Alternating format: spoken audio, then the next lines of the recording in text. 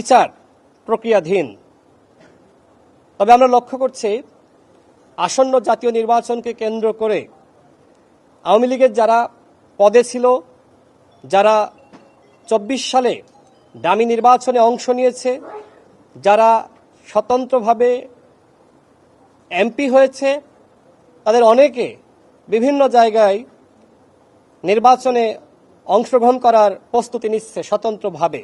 আমি মাননীয় প্রধান নির্বাচন কমিশনারকে অবহিত করেছি আওয়ামী লীগের যে লুটপাটের টাকা রয়েছে, আওয়ামী লীগ যেভাবে ব্যাংক ডাকাতি করেছে, জনগণের কাছ থেকে লুপাট করেছে, অবৈধভাবে সম্পদ অর্জন করেছে, আওয়ামী লীগের যারা পদে ছিল সাংগঠনিক কার্যক্রম নিষিদ্ধ হওয়ার পরেও যদি আওয়ামী লীগের এই সকল ব্যক্তিরা স্বতন্ত্রভাবে ডামি মামি বা অন্য কোনো দলের নমিনেশন নিয়ে নির্বাচনে অংশগ্রহণ করার সুযোগ পায়, সেক্ষেত্রে আগামী নির্বাচন কোনোভাবেই অবাধ, সুষ্ঠু এবং নিরপেক্ষ হবে না।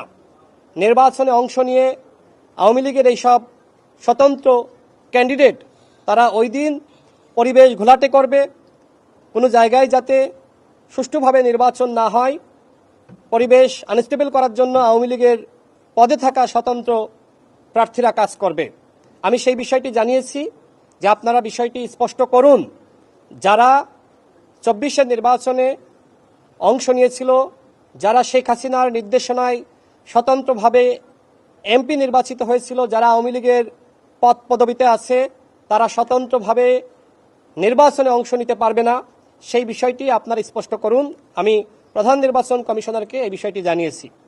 এছাড়া আমি আরও জানিয়েছি, যেহেতু আওয়ামী লীগের দোসর হিসেবে 16 বছরের নির্যাতন, নিপীড়ন, গুম, খুন, গণতন্ত্রকে হত্যা করা সবথেকে বড় ভূমিকা রেখেছে জাতীয় পার্টি এবং 14 দল।